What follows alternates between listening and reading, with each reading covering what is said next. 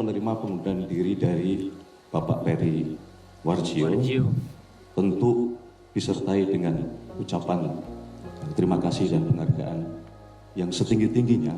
Tentu hari ini akan kami tindak lanjuti berkenaan dengan surat pengunduran diri tersebut, karena sesuai mekanisme maka akan diterbitkanlah keputusan Presiden berkaitan dengan pemberhentian beliau secara hormat dari jabatan sebagai Gubernur Bank Indonesia. Jadi begitulah informasi resmi atau press release yang dibuat sama pemerintah kita dan udah disiarkan di berbagai macam media nasional terkait pengunduran diri dari salah satu petinggi lembaga Bank Indonesia, yaitu Pak Peri Warjio. Dan petinggi itu bukan yang main-main, bahkan Gubernur Bank Indonesia. Mungkin buat kita sebagai masyarakat awam, nggak yang terlalu ngerti-ngerti banget gitu ya, nggak akan terlalu ngefek sama informasi ini. Tapi ternyata our saham bros terus kemudian media internasional itu banyak yang khawatir terkait adanya pengumuman langsung yang dikeluarkan sama pemerintah ini. Salah satunya Reuters, ini bahkan nggak cuma satu berita yang mereka rilis, tapi lebih dari satu. Judul Indonesian Central Bank Government Peri Warjio quit suddenly, rupiah soften. Ini dibuat sama Gayatri Suroyo dan juga Francisca Nangoy sebagai redaksi. Terus kemudian ada lagi berita yang sama, Indonesian face test of Central Bank Independence after Governor shock exit. Ini dibuat beritanya di hari yang sama oleh redaksi yang berbeda, Ankur Banerjee dan juga Rewi. Dan gak cuman Reuters doang yang memberitakan ini, bahkan banyak juga media internasional, salah satunya The Wall Street Journal dengan judul Indonesia Central Bank Chief Resign Unexpectedly tanggal 27 Juli 2026. Nah, di video ngopi kesempatan kali ini marah sama-sama kita cari tahu ya, kenapa orang-orang pada akhirnya khawatir terkait adanya kejadian ini. Kejadian mundurnya Gubernur Bank Indonesia itu Pak Peri Warjio. Apa yang dikhawatirkan sama orang-orang dan siapakah yang akan menggantikan Pak Peri ini? Selamat datang di Ngobrolin Persoalan Indonesia bersama gue, your favorite Uncle Omri. Kalau misalnya lo di Twitter dan juga di Threads, ya bahkan di Facebook, banyak banget orang-orang yang pada akhirnya ngomongin soal ini. Bahkan gak sedikit ada yang berspekulasi gitu ya, alasan kenapa Pak Peri mundur. Kalau misalnya kita lihat dari sepak terjangnya, beliau bahkan katanya udah menjabat waktu zaman Covid. Itu adalah momen di mana negara sangat amat diuji gitu ya dalam kondisi ekonominya gitu dan juga keuangannya, tapi entah kenapa masih tetap bisa bertahan. Cuman di bulan Juli 2026 ini akhirnya beliau memutuskan untuk mengundurkan diri dari jabatannya sebagai Gubernur Bank Indonesia. Alasannya karena alasan pribadi. Jelas masyarakat Indonesia langsung pada kaget, kok bisa orang setegar Pak Peri yang udah ngebantu Indonesia keluar dari krisis COVID-19 itu tiba-tiba mundurkan diri di bulan Juli 2026. Pasti ada alasan yang lain, makanya banyak banget orang-orang sekarang di media sosial yang langsung beropini, berspekulasi apakah ada alasan yang lain. Dan yang kaget itu nggak cuma masyarakat Indonesia aja, bahkan orang-orang di luar negeri. Lu bisa cek faktanya lewat media-media internasional yang udah memberitakan ini. Sekarang kalau misalnya cek di Twitter, Facebook, Threads gitu, udah ada dua kubu nih. Kubu yang mungkin menyalahkan Pak Peri atas kondisi ekonomi yang sekarang, terus kemudian beliau tiba-tiba keluar mungkin cuma pengen main aman ya. Atau yang kedua, orang-orang yang pada merindukan bagaimana kinerjanya Pak Peri. Karena katanya kinerjanya itu termasuk yang baik dalam memimpin Bank Indonesia. Kalau misalnya lu semua tanya ke gue, ini kita sebaiknya ada di kubu yang mana Bang Rey? Nah, nggak wajib lu buat ngikutin kubu yang mana gitu loh. Karena kita pihak ketiga gitu ya, cuma bisa ngikutin dong arus. Apakah nanti arahnya bakal ngebuat kita kena efek yang positif atau negatif gitu.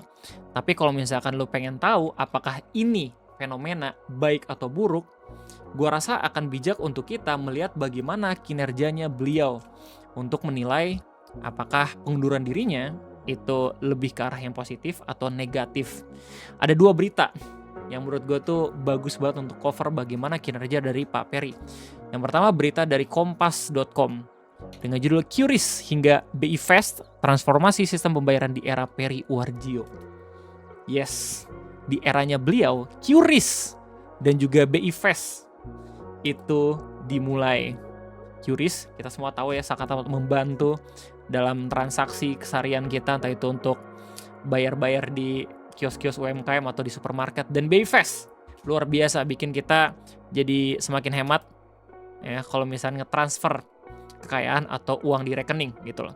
Kemudian berita dari RCTI Plus Dengan judul 7 tahun pimpin BI sebelum mundur, Peri Warjio punya karir panjang dan cemerlang.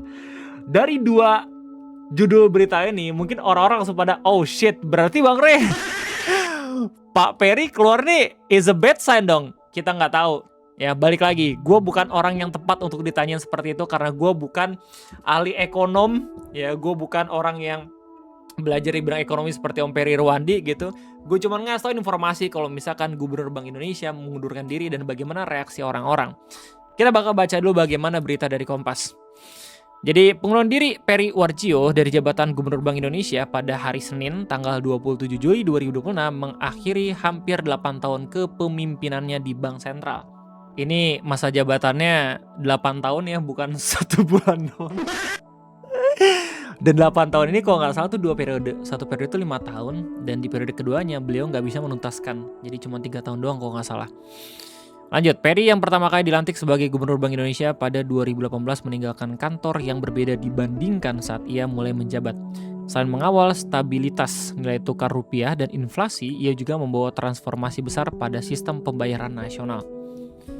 Bagi masyarakat, perubahan itu mungkin paling terasa ketika cukup memindai satu kode QR untuk membayar di warung kopi, pasar, hingga pusat perbelanjaan.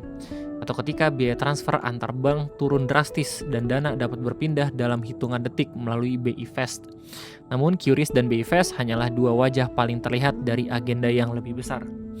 Selama 2 periode kepemimpinannya, Peri menempatkan digitalisasi sistem pembayaran sebagai salah satu pilar utama kebijakan Bank Indonesia melalui Blueprint Sistem Pembayaran Indonesia atau BSPI 2025 yang kemudian dilanjutkan dengan arah kebijakan menuju BSPI 2030. Transformasi tersebut membuat BI tidak lagi dipandang semata sebagai otoritas yang mengatur suku bunga, melainkan juga sebagai arsitek infrastruktur pembayaran digital nasional. Dari bahasa yang ngeri banget ya. Maksudnya mungkin ini job desk yang bisa aja dilakukan sama Kementerian Keuangan, tapi pada akhirnya di masa kepemimpinan beliau pun itu menjadi tokoh sentral untuk ngebuat digitalisasi keuangan di negara ini. Bahkan katanya QRIS udah bisa tersedia di beberapa negara-negara ASEAN, gak sih? Gila. Luar biasa banget. Dan mengundurkan diri di bulan Juli. Dari banyak QR menjadi satu QRIS. Ini alasan kenapa banyak banget media internasional itu memberitakan pengunduran dirinya Pak Peri. Karena ya beliau menjadi salah satu tokoh yang berjasa juga atas perkembangan QRIS. Dan banyak banget dinikmati sama beberapa negara-negara lain, gak cuma Indonesia. Ya bahkan katanya Amerika sendiri pun yang mencoba untuk mendigitalisasi sistem pembayaran susah untuk melakukan QRIS ini. Ya. Dan kalau nggak salah ada juga isu ya waktu US tarif, Amerika sangat amat terganggu katanya dengan inovasi QRIS ini. Padahal QRIS benar-benar sangat amat bisa ngebuat nama Indonesia menjadi harum di mata negara-negara lain gitu loh. Dari banyak QR menjadi satu QRIS. Sebelum 2019, ekosistem pembayaran digital Indonesia berkembang pesat, tetapi belum terintegrasi. Setiap penyelenggara dompet digital maupun bank memiliki standar QR code masing-masing. Akibatnya, pedagang harus menyediakan beberapa kode QR agar dapat menerima pembayaran dari berbagai aplikasi. Kondisi tersebut menyulitkan pelaku usaha, khususnya usaha mikro, kecil, dan menengah atau UMKM, sekaligus menghambat interoperabilitas antar penyelenggara jasa pembayaran. Melalui QR Code Indonesian Standard atau QRIS, gue bener kan ya nyebutnya ya? Gue gak terlalu peduli sih sebenarnya salah atau bener ya. BI menyatukan berbagai standar QR menjadi satu sistem nasional. Dengan QRIS, satu kode dapat digunakan oleh berbagai aplikasi pembayaran yang telah terhubung dalam jaringan nasional. Standarisasi tersebut bukan sekedar penyederhanaan teknologi, tetapi juga membuka akses digital bagi jutaan pelaku UMKM. Pedagang kecil yang sebelumnya hanya menerima pembayaran tunai, kini dapat menerima transaksi digital tanpa harus memiliki beberapa mesin atau kode pembayaran berbeda. Dalam beberapa tahun berikutnya, QRIS terus berkembang. Fungsinya tidak lagi terbatas pada pembayaran domestik, tapi juga diperluas menjadi pembayaran lintas negara melalui kerjasama konektivitas dengan sejumlah negara seperti Thailand, Malaysia, Singapura, Jepang, dan Korea Selatan. Ini maksud gue negara-negara yang pada akhirnya berpotensi secara menyeluruh menggunakan QRIS juga. Dan siapa yang mengembangkannya pertama kali? Indonesia, that's right, gokil. QRIS, ya banyak banget orang yang bilang satu-satunya kebanggaan negara ini. Ketut banget. Pengembangan QRIS tetap juga memperluas pilihan pembayaran berbasis teknologi Near Field Communication atau NFC. Berdasarkan data BI, volume transaksi pembayaran digital mencapai 16,07 miliar transaksi atau tumbuh 36,88% secara tahunan. Ini 16,07 miliar bukan rupiah ya, tapi transaksi. Pada kuartal 2 2026 didukung oleh perluasan akseptasi pembayaran digital.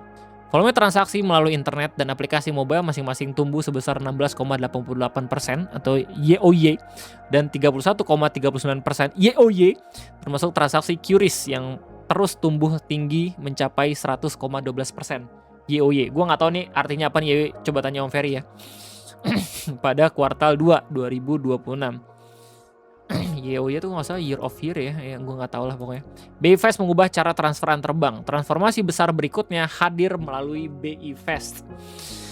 Sebelum layanan ini diluncurkan, transfer antar bank umumnya dilakukan melalui jaringan yang mengenakan biaya relatif lebih tinggi dan tidak seluruhnya berjalan secara real time. Iya. Kalau misalnya lu semua sering transfer uang ya, transfer lewat rekening, apalagi punya mobile banking. Kalau misalnya normal kan biasanya 15.000, BI Fast itu bisa 1 sampai 6 ribuan doang gitu. Jadi hampir biaya transfernya turun 50% bahkan lebih. BI kemudian membangun BI Fast sebagai infrastruktur pembayaran retail nasional yang memungkinkan transfer dana berlangsung selama 24 jam setiap hari dengan biaya yang lebih rendah. Keberadaan BI Fast mengubah ekspektasi masyarakat terhadap layanan perbankan. Transfer dana yang sebelumnya membutuhkan waktu lebih lama kini dapat dilakukan dalam hitungan detik, baik pada hari kerja maupun hari libur. Dalam perkembangannya, BI Fast tidak hanya dimanfaatkan oleh bank besar, tetapi juga semakin banyak diintegrasikan oleh berbagai lembaga keuangan, sehingga menjadi tulang punggung pembayaran retail nasional. Skala penggunaannya juga terus meningkat. Pada kuartal 2 2026, BI mencatat BI Fast telah memproses sekitar 1,53 miliar transaksi dengan nilai mencapai 3,777 triliun rupiah, mencerminkan semakin besarnya peran infrastruktur tersebut dalam aktivitas ekonomi masyarakat. Ini harusnya 3.000 ya, sorry guys. Blueprint yang menjadi peta jalan sistem pembayaran nasional. QRIS maupun BI Fast bukanlah kebijakan yang berdiri sendiri. Keduanya merupakan bagian dari blueprint sistem pembayaran Indonesia 2025 yang diperkenalkan BI sebagai peta jalan transformasi pembayaran nasional. Ya, gue yang bikin ironisnya adalah sekarang tuh orang-orang memperdebatkan apakah BI itu harus independen atau kagak gitu. Padahal mah kalau misalnya kita lihat dari posisinya mereka ya sebagai lembaga, dengan adanya inovasi ini udah jelas gitu loh. Jadi independen memang yang terbaik sepertinya. Dan ini mungkin yang dikhawatirkan sama para investor. Ini bukan gue sebenarnya orang yang bisa ngomong soal hal ini. Tapi kalau misalnya lihat dari beberapa berita-berita media internasional, banyak banget orang-orang yang khawatir kalau misalnya pada akhirnya semua lembaga keuangan di negara kita tercinta, kalau misalnya kagak diisi sama teknokrat atau orang-orang yang di luar kepentingan politik, ya takutnya malah semakin tidak jelas dan tidak stabil gitu, karena setiap keputusan bukan didasarkan atas objektivitas, melainkan dari bagaimana POV politik di negara ini gitu loh. Blueprint tersebut dirancang untuk menyiapkan sistem pembayaran Indonesia menghadapi ekonomi digital yang berkembang sangat cepat. Selain QRIS dan BI Fast, Blueprint itu juga melahirkan berbagai inisiatif lain seperti standar nasional Open API pembayaran atau SNAP, penguatan open banking, integrasi perbankan dengan perusahaan teknologi finansial atau fintech, hingga pengembangan infrastruktur data pembayaran yang saling terhubung. Memasuki 2026, arah kebijakan tersebut berlanjut melalui BSPI 2030 yang menitik beratkan pada penguatan industri, sistem pembayaran, modernisasi infrastruktur, interoperabilitas pengembangan BI Fast generasi baru, perluasan penggunaan QRIS, serta persiapan rupiah digital. Ya, sedangkan kalau misalnya berita dari RCTI Plus, lu bisa ngelihat berbagai macam penghargaan yang didapatkan sama Pak Peri sebelum akhirnya mundur dari jabatannya ya. Jadi Pak Peri Warjio memiliki karir yang mentereng sebelum resmi mengundurkan diri sebagai Gubernur Bank Indonesia. Peri Warjio menjabat sebagai Gubernur Bank Indonesia BI periode 2018 sampai 2023 dan kemudian kembali ditetapkan menjadi Gubernur Gubernur BI untuk periode 2023 sampai 2028. Sebelum menjabat sebagai Gubernur Bank Indonesia, Peri Wijayanto menjabat sebagai Deputi Gubernur BI periode 2013 sampai 2018. Dalam kurun waktu 2009 sampai 2013, Peri Warjio juga menjabat sebagai Asisten Gubernur untuk Kebijakan Moneter.